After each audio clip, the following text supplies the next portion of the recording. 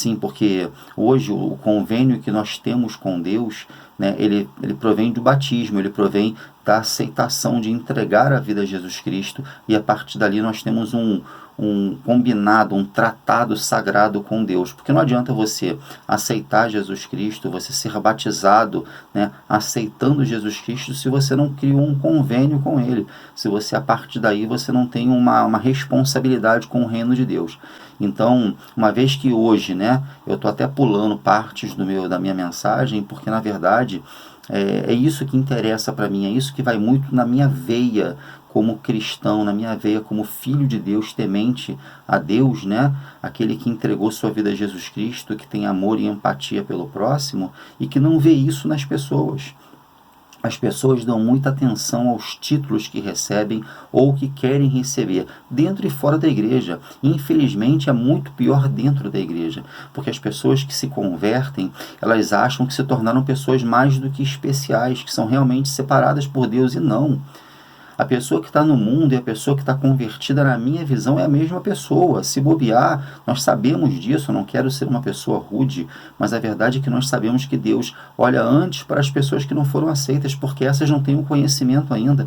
E nós temos a responsabilidade do quanto antes levar o conhecimento para essas pessoas, para que elas possam ter o discernimento por conta própria, se querem continuar no mundo, sabe, vivendo uma vida de grandes problemas, de grandes frustrações, ou querem ter o conhecimento de Deus. Porque, gente, Deus não é macumbeiro, Deus não está aqui para soltar um pozinho plim-plim-plim na nossa cabeça e nossa vida ser transformada, não.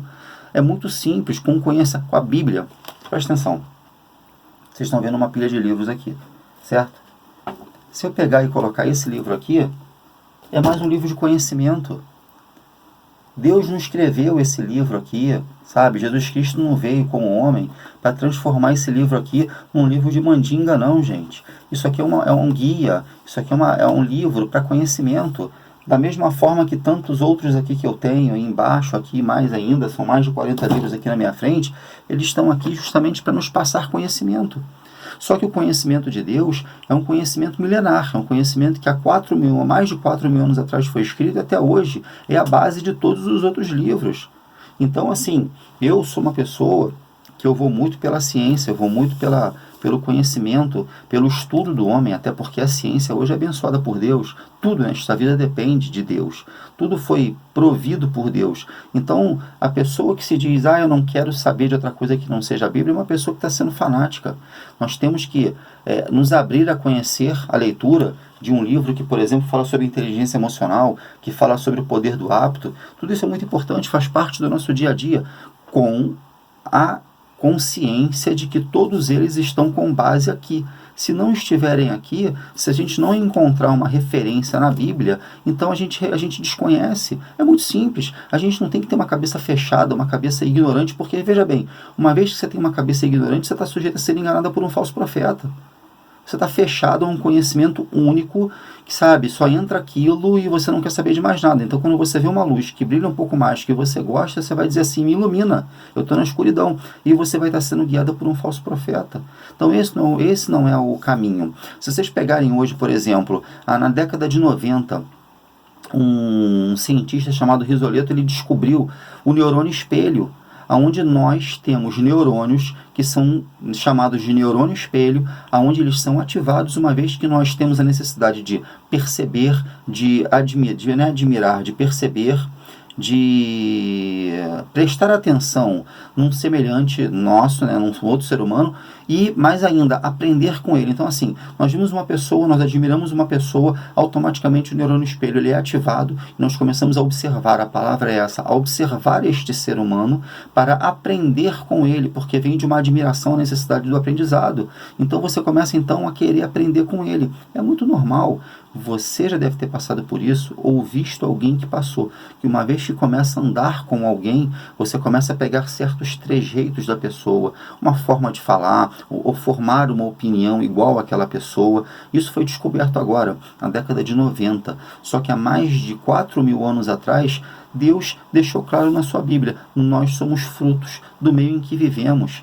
Então preste atenção, qual é o problema de você dar atenção a um livro hoje que a ciência nos traz de conhecimento, se você coloca ele sobre a Bíblia, né? Ou seja, a Bíblia sendo base para te mostrar se isso é verdade ou não, se tem fundamento ou não. Então, na minha opinião é isso, é como nós estamos nos deixando, né, hoje, o tema que eu trago, né, hoje, a minha visão, melhor dizendo, é essa. Como será que nós estamos pregando o Evangelho? Como será que nós estamos sendo referência, né, de seres humanos para com os outros? Como nós estamos sendo dentro e fora da igreja? Como você está pregando o Evangelho hoje? Você está pregando o Evangelho com palavras constantemente, comparações, apontamentos, ou você prega o Evangelho como o próprio Jesus Cristo fez constantemente, através do amor, através da paciência e principalmente através do exemplo? Nós precisamos ser exemplo. Uma coisa que eu falo, assim, que eu penso muito, eu sempre falo, estive conversando ontem à noite com a minha esposa, que eu vejo o ato de pregar o Evangelho como uma música. Imagina uma letra linda de uma música, mas com uma melodia que te irrita os ouvidos, você não consegue ouvir. Sim, porque a música tem duas facetas, né? É uma letra linda, sabe? Com uma melodia que precisa ser linda também, para que haja uma concordância, uma harmonia. Só que tem músicas que você escuta e fala assim, nossa, que melodia horrível. Ou músicas que têm uma melodia muito gostosa, mas tem uma letra muito duvidosa, e você às vezes acaba se pegando, ouvindo aquela música por uma melodia gostosa que te envolveu. Muito bem, eu vejo pregar o Evangelho a mesma coisa. Ou seja, você fala aqui, né? Você prega o Evangelho e os seus exemplos vão envolvendo a pessoa como se fosse uma melodia. A pessoa vai olhando e fala, nossa, que pessoa diferente, nossa, que pessoa agradável, nossa, olha a vida que ela tem, nossa, olha a atitude que ela teve no mercado, por exemplo, no trânsito. Isso é uma coisa que eu preciso vigiar, porque eu dirijo muito, eu preciso vigiar isso constantemente. Eu não sou especial, não é porque eu estou aqui falando essas coisas para vocês que eu sou blindado de qualquer erro, de qualquer problema, pecado, não. Muito pelo contrário, eu vivo no mesmo caldeirão, eu vivo aqui na terra, onde, sabe, é governado pelo inimigo, onde nós estamos sujeitos a qualquer tipo de problema emocional, temperamental. Não, sou exatamente igual, é por isso que eu vim falar com vocês sobre isso. As pessoas precisam parar de achar que são mega especiais, que são donas o último biscoito, né, do pacote, a última Coca-Cola do deserto, e ao contrário, né, disso que elas pensam que são no mundo, vivem tomando atitudes de anticristo. Então, assim, desculpa se eu me exaltei um pouco, se eu falei muito rápido, mas é porque isso mexe comigo. Isso é uma coisa que eu trago na minha essência desde muito novo, né, de estar observando isso. Por isso que eu passei já por muitas igrejas e, infelizmente, eu acabei não permanecendo nelas, porque é muito difícil você ver, tá, dentro da igreja, onde deveria ser, o povo que realmente acolhe, o povo que realmente luta, ser o povo que mais separa. Eu vi isso agora nas últimas eleições, né, de 2022, o povo que mais separa. Nunca, jamais eu vou generalizar alguma coisa. Nada a não ser Deus, a não ser a verdade de Deus é eterno. No mais, tudo é mutável. Sabe, quem eu sou hoje, se eu sou melhorzinho, eu posso ser piorzinho amanhã, se eu sou piorzinho, eu posso ser melhorzinho amanhã. Vai depender das minhas atitudes, vai depender de algo que Deus nos deu como sagrado e maravilhoso, chamado livre-arbítrio. Tudo que nós somos e fazemos, sabe, provém do nosso livre-arbítrio. Nós não somos vítimas. Não vem dizer que, não, o povo da igreja é assim, a gente tem que ter paciência. Não, todo ser humano é o que escolhe ser. E o pior, volto a dizer, tem o conhecimento da palavra, está dentro da igreja, tem o conhecimento dos mandamentos de Deus e continua errando, não tem vítima. Nessa vida não existe vítima. Eu estava ontem no mercado com minha esposa e ela disse assim, eu brinquei, né, com ela que nós estávamos comprando uma droga lícita, que é a Coca-Cola, e ela falou assim, pior que a verdade, a gente não aprende, né?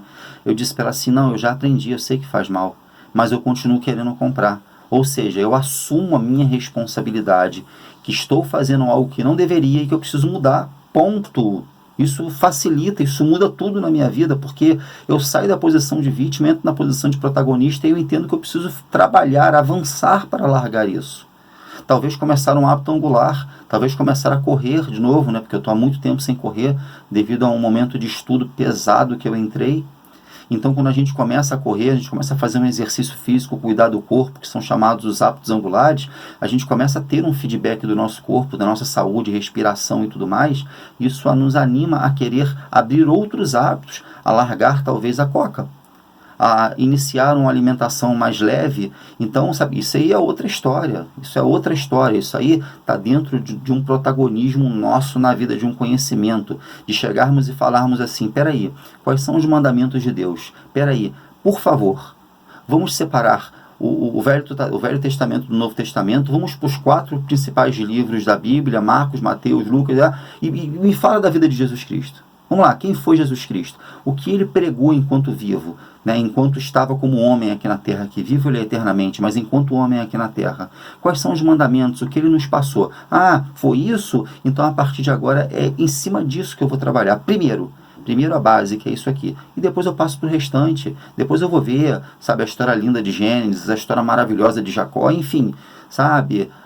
Isso é outra história, mas primeiro formar a base, fazer a cama, colocar um lençol esticadinho, e depois você se cobre com um cobertor quentinho, filha. Mas assim, primeiro é isso. Esse é o princípio de tudo. É sobre isso que eu acredito, é sobre, sabe, é nisso que eu trabalho a minha vida.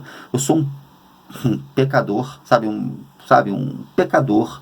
Eu sou um cara extremamente errado. Não vem criar expectativas sobre minha vida. Não pense que eu sou um cara maravilhoso. Eu sou um cara que trabalho todos os dias para ter a minha melhor versão. Todos os dias. Primeiro para Deus, depois para minha família, sabe? E quando eu digo para minha família, eu digo para o meu trabalho, porque se eu não tenho um trabalho que me traz resultados positivos, eu não estou honrando a minha família. E a gente poderia entrar num outro campo, não vou entrar, das pessoas que levam o seu trabalho como se fossem qualquer coisa. Isso daí está desonrando a família que tem, porque nós, quando não temos a responsabilidade, sabe, financeira com a nossa família, nós estamos criando um grande movimento de desordem, sabe, com nós mesmos. Então, assim, são vários pontos, mas que provém de um só.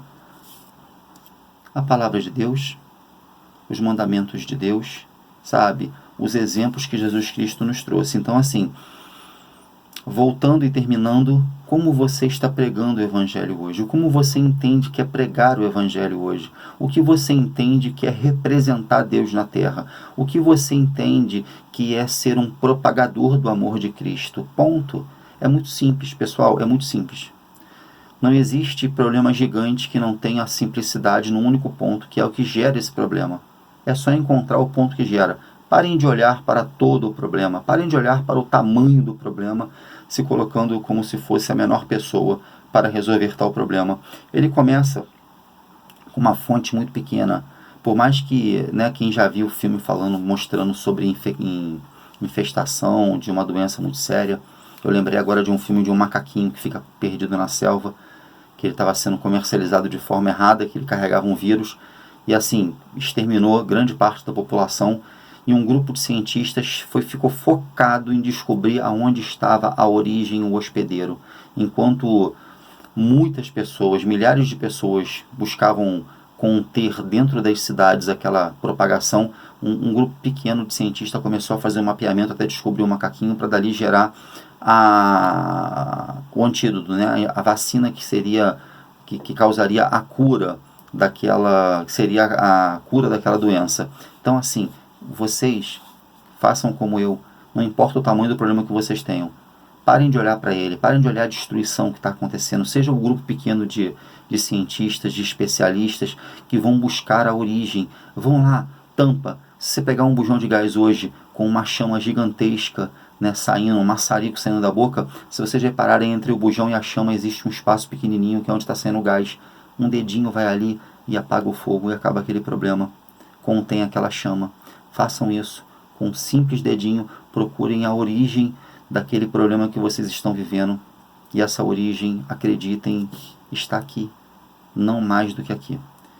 Se essa mensagem fez sentido para você, eu peço que você se inscreva no canal, dê um tapa no sininho, porque vocês vão receber outros vídeos como esse. E se vocês acharem, né, que, como em 2,9, segundo a Pedro diz, né, devemos propagar o Evangelho não com palavras bonitas, mas com a verdade, com o amor, com a empatia, né? Se vocês acharem que essa mensagem está dentro desse tipo de sentimento, compartilhem com o máximo possível de pessoas. Vamos propagar o Evangelho. Não é o único intuito de crescer o meu canal. Eu acho que o intuito principal deve ser de propagar o Evangelho. Se vocês me ajudarem a crescer esse canal automaticamente, se vocês me ajudarem, vou corrigir, não vou editar, se vocês me ajudarem a propagar essa mensagem, automaticamente vocês vão estar crescendo esse canal. O YouTube vai entender que é um canal relevante e ele vai levar para muito mais pessoas essa mensagem e as demais mensagens que serão gravadas. Então é isso, fiquem na paz de Cristo e até o próximo vídeo.